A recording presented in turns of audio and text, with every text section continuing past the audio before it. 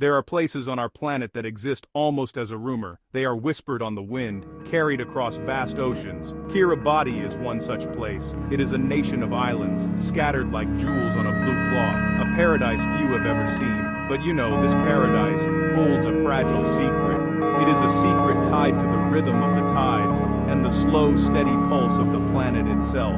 Here, the line between land and sea is a delicate dance, a dance that is changing. The world is full of wonders, but some are more fleeting than others. This is a journey to one of them. We arrive not with a grand announcement, but with the gentle lapping of water against our boat. The air itself feels different here. It is soft and heavy, with the scent of salt and distant flowers. The first glimpse of land is not a towering mountain or a dramatic cliff. It is a sliver of white sand, crowned with the deep green of coconut palms. It seems to float upon the endless blue. This is a world built on a foundation of coral, a living structure crafted over millennia. It is a place that reminds us just how small we are and how powerful the ocean truly is. The people who call this place home are the Kiribati. They have lived in harmony with this ocean for generations. Their stories are not written in books but in the stars, the currents, and the patterns of the waves. They understand this environment in a way that outsiders can only begin to appreciate. Their welcome is not loud, but it is deep. It is a quiet smile, a shared glance, an offering of a fresh coconut. It is a welcome that speaks of a profound connection to their land, a land that is more water than earth. But there is a tension in the air, an unspoken question that hangs over these beautiful islands. You can feel it in the way the elders watch the horizon. You can see it in the walls of sandbags that line the edges of some villages. The very thing that gives this place its life, the great ocean, now presents its greatest challenge. The dance between the land and the sea is becoming unbalanced, and we are here to witness what that means for a nation, a culture, and a unique way of life that is perched on the edge of existence. To understand Kiribati, you must first understand its scale. The land is dwarfed by the immensity of the sea and sky. Here, the horizon is everything. It is a constant, unbroken line that separates two shades of blue. The lagoons are vast mirrors, reflecting the clouds that drift lazily overhead. The water is so clear that you can see the intricate patterns of the coral gardens below. It is a world of breathtaking, almost overwhelming beauty. The colors are pure and intense, the turquoise of the shallows, the deep sapphire of the open ocean, the brilliant white of the sand. Life here moves at a different pace. It follows the rhythm of the sun and the tides.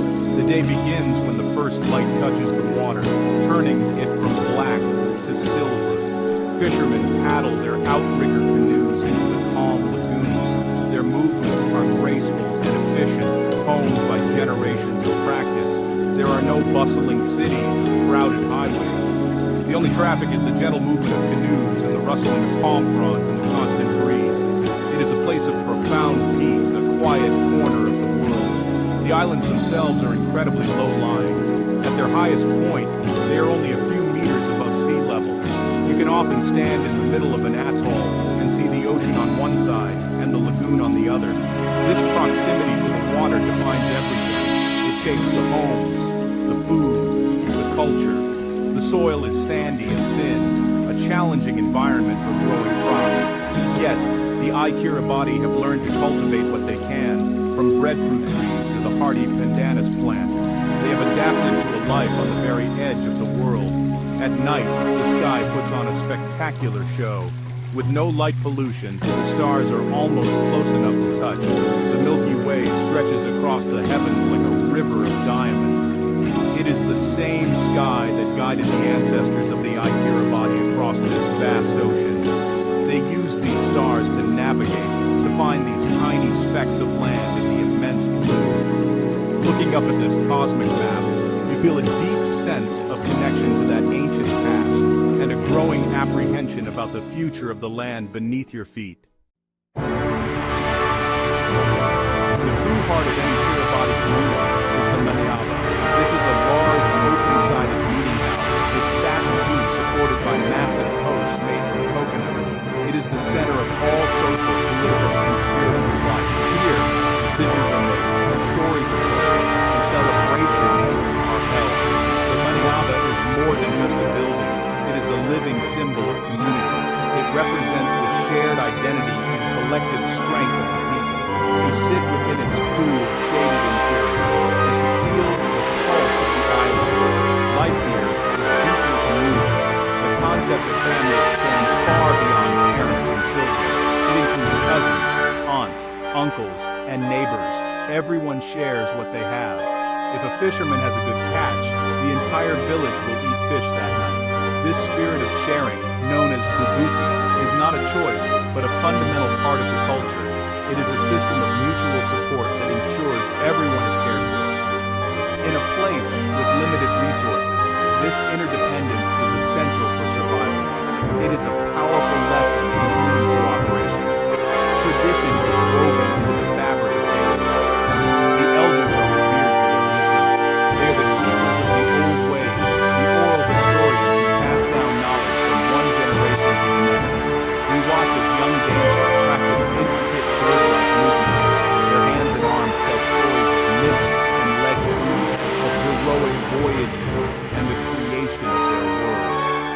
The accompanying songs are hypnotic, a chorus of voices that rises and falls with the rhythm of a wooden box drum. This is not a performance for tourists. It is the soul of a culture made visible.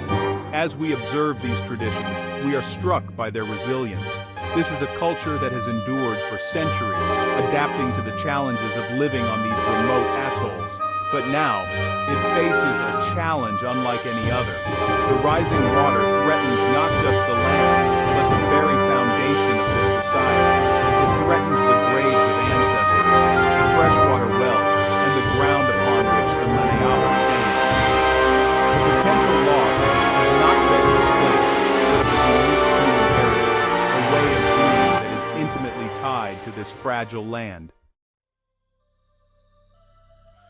The waters surrounding Kiribati are teeming with an astonishing variety of life. These coral reefs, they're often called the rainforests of the sea. They're like vibrant cities of coral, bustling with activity. Schools of brightly colored fish move as one, flashing like jewels in the sunlight. A parrotfish, with its beak-like mouth, crunches on coral, and honestly, its chewing is a surprisingly loud sound in the quiet underwater world. A moray eel peeks out from its rocky home, its patterned skin providing perfect camouflage. Every nook and cranny is occupied, part of a complex and delicate ecosystem. On the surface, other creatures make their home. We watch as a magnificent frigate bird soars high above. With its enormous wingspan, it hangs effortlessly on the wind. The male, with its striking red throat pouch, inflates it like a balloon to attract a mate. These birds are masters of the air, spending weeks on the wing, without ever touching down on land or water. They are a constant presence in the skies of Kiribati, their dark silhouettes a stark contrast against the brilliant blue. Their freedom in the air is a poignant reminder of the confinement of life on the land below. As the sun begins to set, the beach comes alive with a different kind of movement. Ghost crabs scuttle across the sand, their pale bodies almost invisible in the fading light. They move with incredible speed, their legs a blur of motion as they search for food. In the shallows, a sea turtle gracefully paddles by. It's an ancient mariner, a creature that has been navigating these oceans for millions of years. It surfaces to breathe, its wise old eyes seeming to take in the world before it disappears back into the depths. Each creature plays its part in this intricate web of life. This abundance of life is entirely dependent on the health of the coral atolls. The coral provides the shelter, the food, and really, the very foundation of the islands. But the coral is sensitive. A small change in the ocean's temperature or chemistry can have devastating effects. The vibrant colors can fade, leaving behind a ghostly white skeleton. The loss of the coral would mean the loss of the fish, the birds, the turtles, and ultimately, the land itself. The symphony of life here is playing a beautiful, but perhaps finite tune. The senses are constantly engaged in Kiribati. The most dominant sensation is, without a doubt, the presence of the ocean. You hear it always. It's the gentle lapping of the lagoon on one side of the island. On the other, it's the more powerful crash of the Pacific waves on the outer reef.